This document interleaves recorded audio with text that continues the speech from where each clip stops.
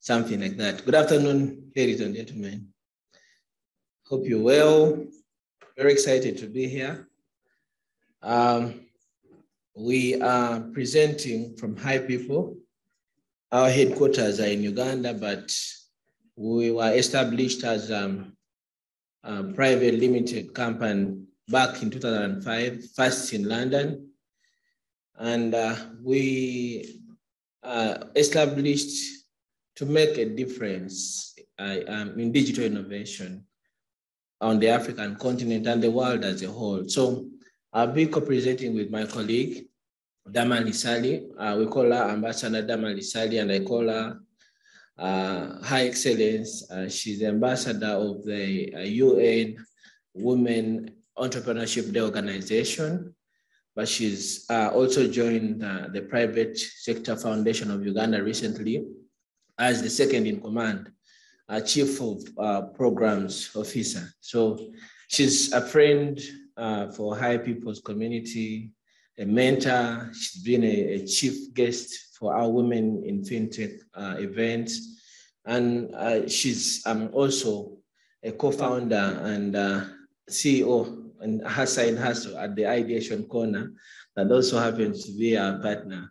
And of course, HiPipo has been around the Moja community for a number of years, since 2018. And we're very excited to always be a part. I always tell everyone that I meet that there are many things that might happen as a result of initiatives like Moja Loop, thanks to the Gates Foundation and the partners that put this together. But every single day, there is more value we get from the learnings and the idea of having open source for financial services. So before we even celebrate anything else, I know much has already been won as a result of having the establishment. So here we go. We will be, HiPipo, like I was saying, is a 17 years organization. And our operations are in digital innovation, financial inclusion, inclusive finance, events, awards, and music. And HiPipo is keen to promote secure digital financial services because of the vital role they play in promoting financial inclusion.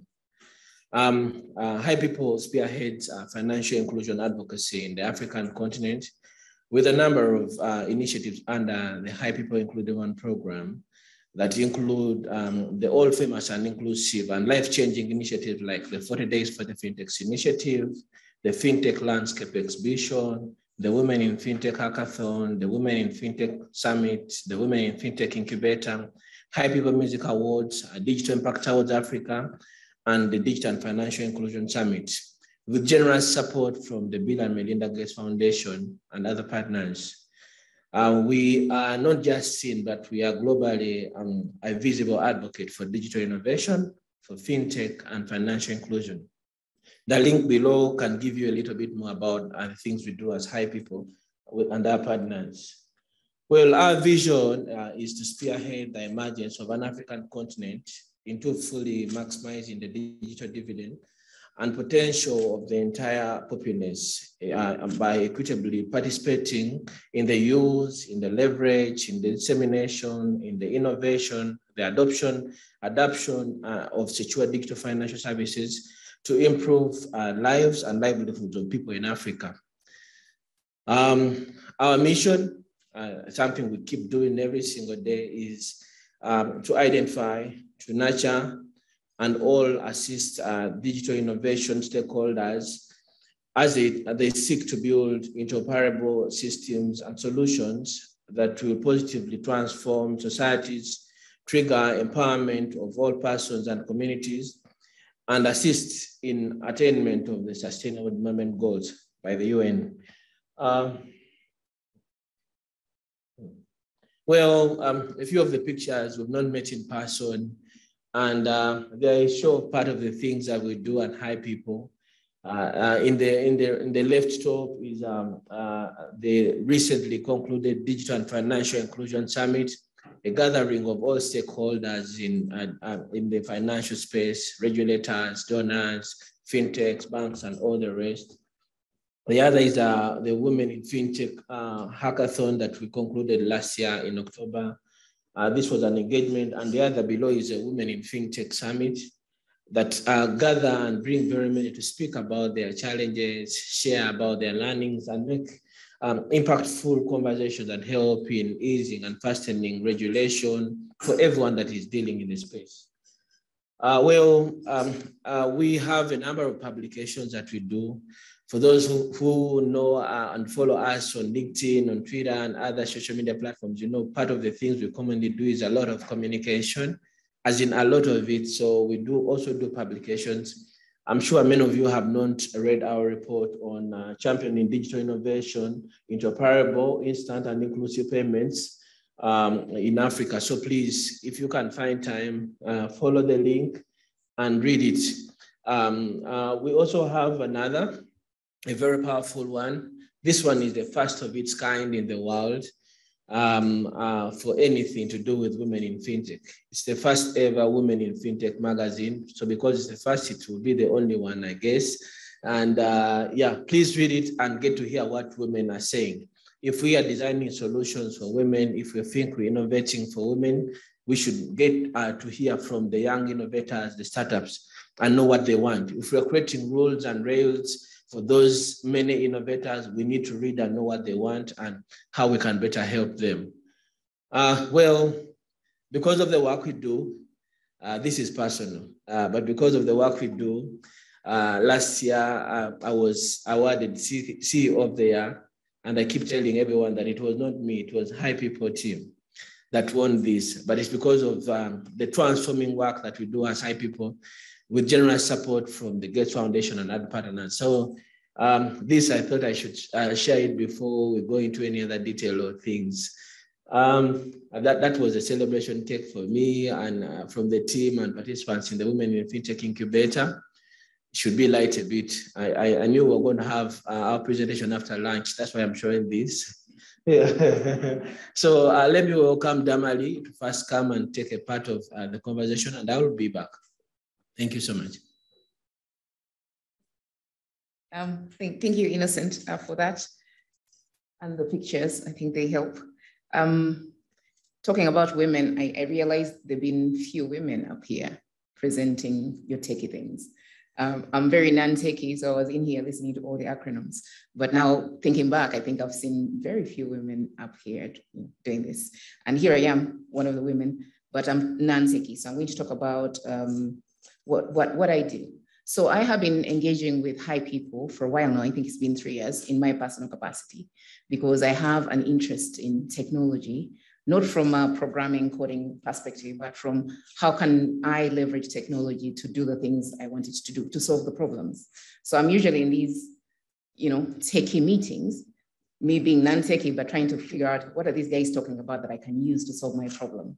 So I've been engaging, therefore, with the HiPipo in my personal capacity, part of their 40 Days for the FinTechs initiative, where I mentor, I talk, and then also the Women in FinTech initiative. That one I was very heavily involved. I was a chief mentor, and I got to speak to these brilliant Ugandans who, females who are very, very interested in upgrading their skills. And I was really happy with the support, that the technical support that was provided, that even in lockdown, they were getting the best, like international best standard training from the best online. And they were really thrilled about that, because they felt like now they can compete, they're world class. And I was really, really happy to be part of that initiative. And I always, whenever I speak, I always thank, the Gates Foundation, Modulo, Motorsports, Cross-Like Technologies. I have you just off the top of my head for all the support that you do provide. The impact that you're making in Uganda is, you may not know it, but me being in that ecosystem, I know it. It is immense, it's great.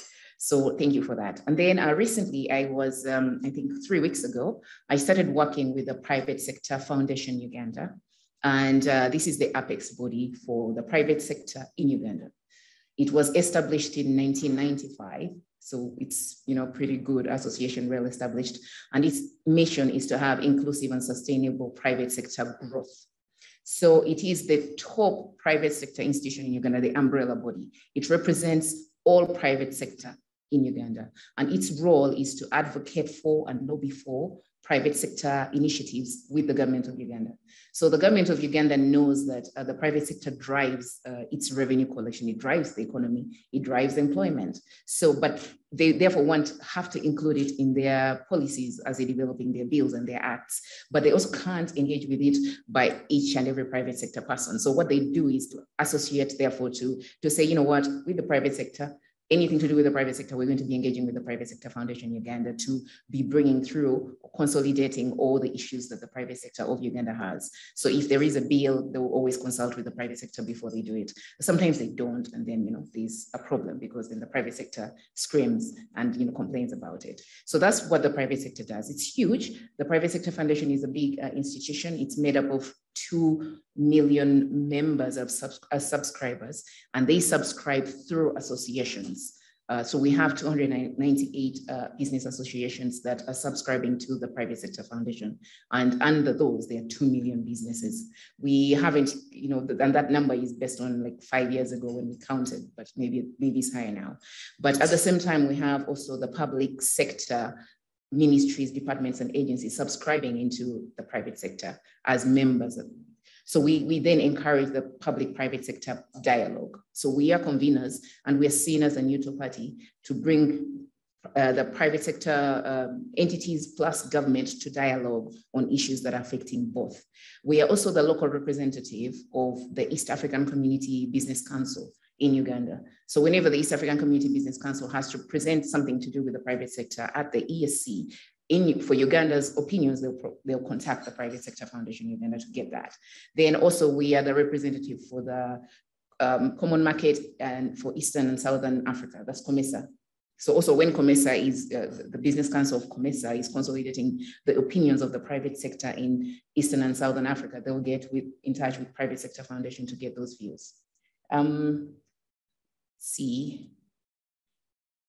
So we as a Private Sector Foundation, we're structured in a way that we have 12 boards that generally cover all the private sector. And these boards were consolidated or amalgamated from our members, the member associations. We had to consolidate, so which sectors do they come from? And we now have 12 major sectors, which kind of represent actually the economy. And that's how we are split. And each sector has a board member. So we have 12 board members, and they are got from the sectors that we have, so that we ensure that our members, no member association is forgotten about because you may be too small or not local enough. So the way we do it is to make sure we have a board member representing the major sectors in the economy that we have who are members of our association. So there we have, you know, financial services, you know, information and communication technology. Sometimes we have fights over, you know, the sector, the name of the sector, and so many debates about it. But we've come down to 12 where we feel like they're covering most of the economy in that aspect. And those are the ones we engage with. And usually now sitting at PSFU, because I'm new in that space and because I love technology, I love leveraging technology, I should say. Don't love technology for the sake of it. I love it. I love leveraging it. I'm looking at these sectors and trying to figure out how can I leverage technology to, you know, help that sector and this sector and the other sector. If you look at agriculture, which is one Uganda's largest economic activity, how can we leverage technology to help our, you know, agriculture, to make sure the farmers, when we have off season, sometimes in Uganda we have mangoes because they're seasonal and they're mostly grown in northern Uganda. So, but when they come off season, you find families actually having so many mangoes on the ground rotting because they don't have enough market, because everyone has mangoes at the same time. And no one has, you know, storage, no one is adding value. So I must look at it, like, how can we use technology to leverage that, to catalyze this entire economy called agriculture, which feeds a lot of people, which employs a lot of people, to whom most people's livelihoods are best. How can I use technology for that, you know, to solve that problem anyway? So these are the major sectors, and it's a question that I'm going to keep asking myself, because now I am in charge of programs and projects. So I'm in charge of designing programs and projects connected to these sectors and trying to provide solutions on how to improve them in terms of the private sector. So we in my docket also currently I do have several programs that I am managing with our, you know, good partners. For now, we have the World Bank partnering with the Private Sector Foundation Uganda on skills development. Uganda as a country is almost 80% of our population is below the age of 35.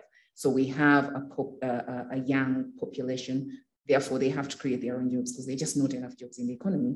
So the World Bank partners with us in skilling the youth who are below age 35. So they're partnering with us over the 3-year period, and we hope then to contribute to the development of our country. Then we also partner with the United Nations Capital Development Fund, and these ones are on agriculture, especially the revitalization of agriculture. They're trying to see how can we, because we do a lot of subsistence farming. So, but how can we make sure that the subsistence farmers can add value on their products? Kind of like maybe, getting the India model where there's a little bit tiny manufacturing components that are done. So we are looking at how to devise that kind of way, especially when we consolidate, we decide that Northern Uganda is mostly this crop, and therefore, how can we therefore industrialize that bit of agriculture?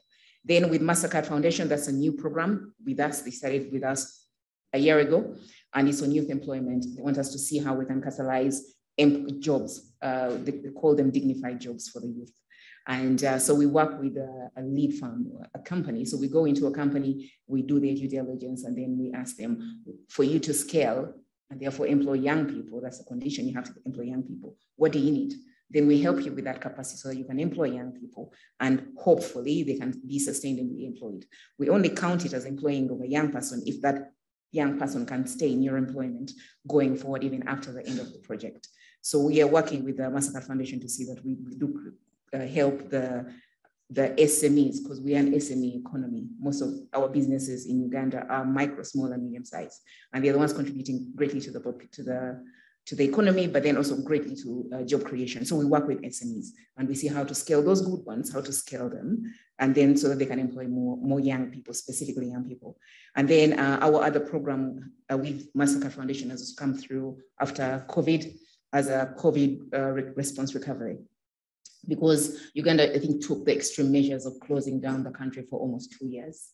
We were very, very afraid of COVID. So, and in so doing, so many businesses actually went bankrupt because the economy was closed. So we are working with MasterCard Foundation to see how we can provide a COVID response, especially to SMEs, to help them recover from that perspective. And so I was really happy that I'm now working with Private Sector Foundation and trying to figure out how to continue working with HiPipo, now no longer in just my personal capacity, but now also in my professional capacity. Thank you.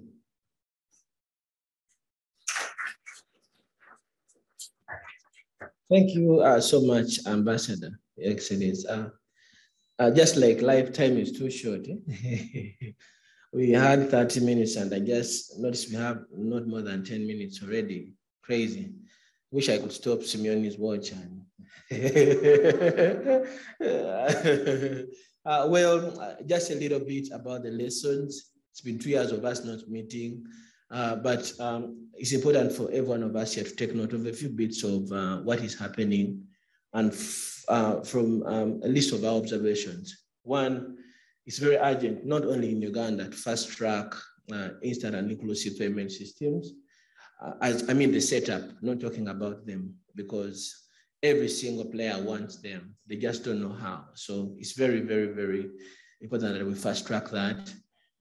The conversation on central bank digital currencies is fast growing. Our neighbors here, Kenya, a few months ago, started going to the public, talking about it. In Uganda, we're having a big conversation, same thing in Rwanda and other parts. So I think in many other places, it should be an important agenda to discuss.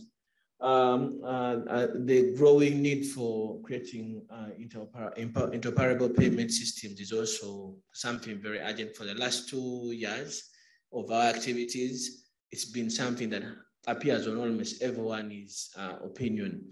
Well, the rest of these other bits, I think you will read. I need to talk about many other things.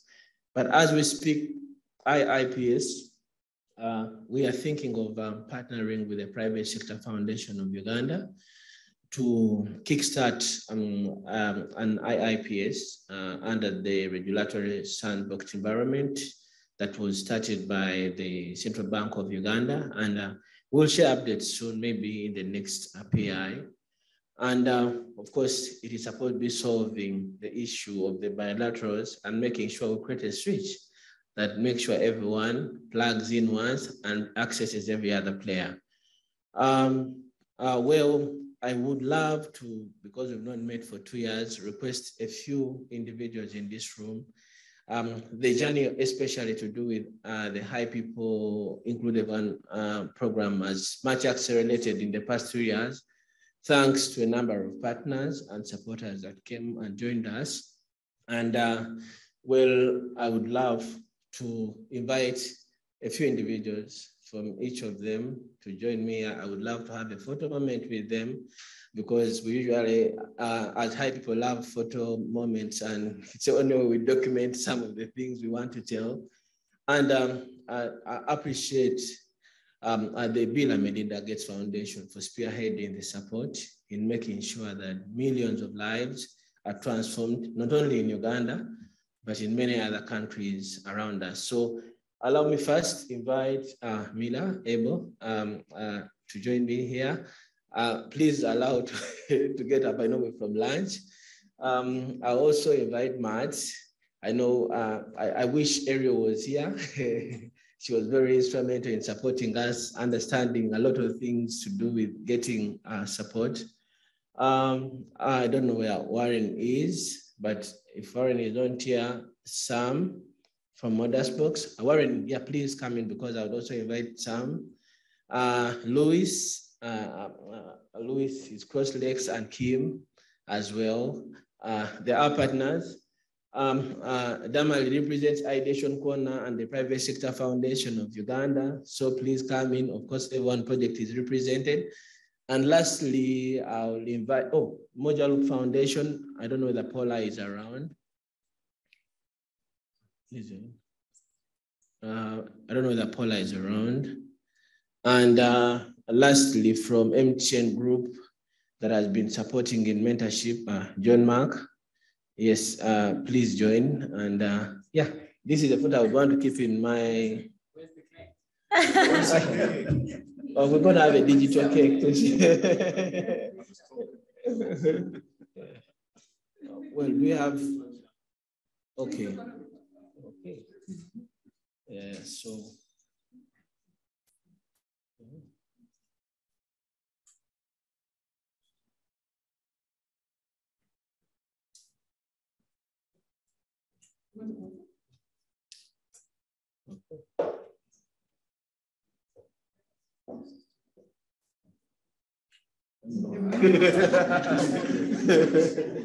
No.